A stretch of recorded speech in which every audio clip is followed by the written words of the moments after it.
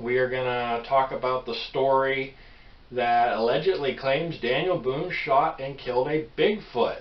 So it'll be interesting and fun, and hopefully you'll enjoy it.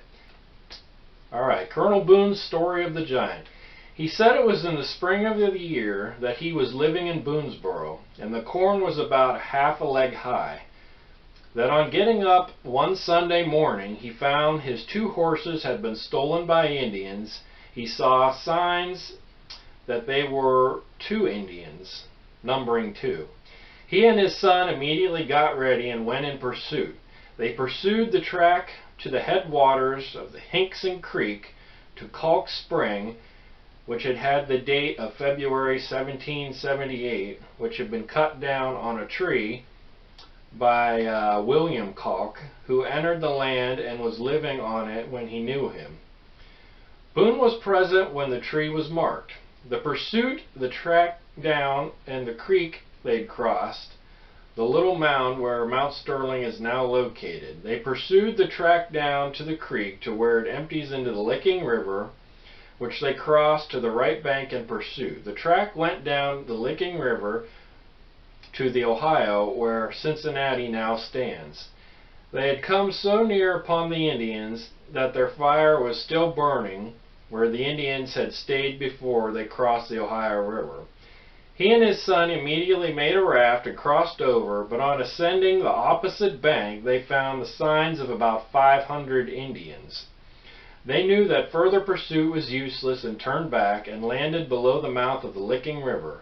It was about 3 o'clock in the evening, intending to go about 10 miles down to the spring that he knew of, which came out at the foot of the hill where there was fine open woods and grass, usually abounded in deer, and they stood in need of provisions, as they could shoot none whilst in pursuit of the Indians for fear of putting them on the alert by the report of their guns. They found a spring and encamped. There was some rain that night, and the next morning was foggy with mist. The hill ran in the direction of their home. Boone took one side of the hill and his son the other. As they walked about the same speed, they could be in hearing of each other's guns. At about 10 o'clock, the fog having cleared off, he heard his son's gun fire and immediately heard it fire again. From the last report, he knew that the bullet had been put down by his son without a patch. He immediately hastened to the crest of the hill, as he feared that his son had either shot a bear or a panther and had wounded it and had made fight with it. But on reaching the top of the hill, he could not see his son anywhere, but on looking for a moment he saw him 250 yards away from the largest man he had ever seen. He was walking very fast with his face set at a particular direction. On casting his eyes in the same direction, he saw his son behind a tree loading his gun, and the giant about 75 yards from him. He immediately leveled his gun, but there were so many trees and the giant walked so fast that he was afraid to shoot for fear he might miss. The giant got up to his son and caught him by his buckskin dress, and with one hand, while with the other, he jerked the gun from him and threw it and broke it off at the breech. Then catching his son by the nape of the neck and the seat of the breeches, raised him up over his head just as easy, honey, as I would raise up a child, and slammed him on the ground. And he raised him the second time and slammed him in the same way, for I was afraid to shoot for fear of wounding or killing my son, but knowing that I had to shoot or a third slam would be sure to kill my son if it had not already done so. While the giant was stooping to raise him up a third time, I fired and the giant fell over on my son. I immediately ran up and jerked him off my son and found my son senseless and not breathing. I immediately made every effort to restore his life. It seemed to be more than an hour before he breathed. He finally came to after using water flowing freely from my canteen, so I was able to recover him and set him up against the tree, and was glad to find no broken bone. In about an hour more he stood up and talked. I asked him where he had aimed to strike the giant, and that he had aimed to hit him in the heart, both shots.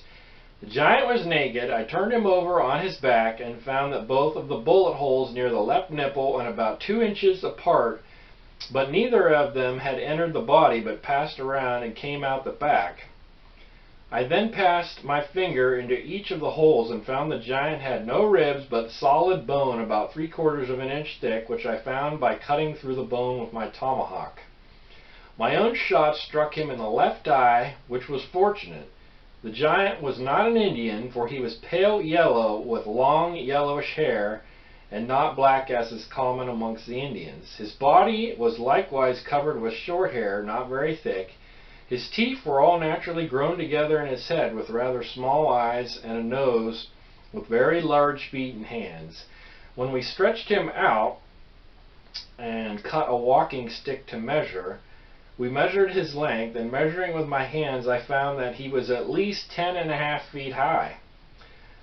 My son then got another walking stick to measure, as one of them carried by my son and me carrying the other one returned to Boonesboro, where we measured them by the squares, when we found out the height to be 10 foot 8 inch tall. This is the story of the giant that was given to me by Colonel Boone. I asked him if he had ever heard of any such amongst the Indians, and what they knew of them, if anything. He said that they had a tradition of giant men and a giant beast, but the Great Spirit had killed them all somewhere on the Osage River. So there you have it, guys. The time Daniel Boone claims to have shot and killed a Bigfoot. Take it for what you will. I'm not going to turn the channel into some kind of a Bigfoot fan club. I just came across that story while researching Daniel Boone. I'd never heard it and thought perhaps some of you have never heard it and would like to. So that's going to do it for now. Thank you all so much for tuning in. We'll see you again next time.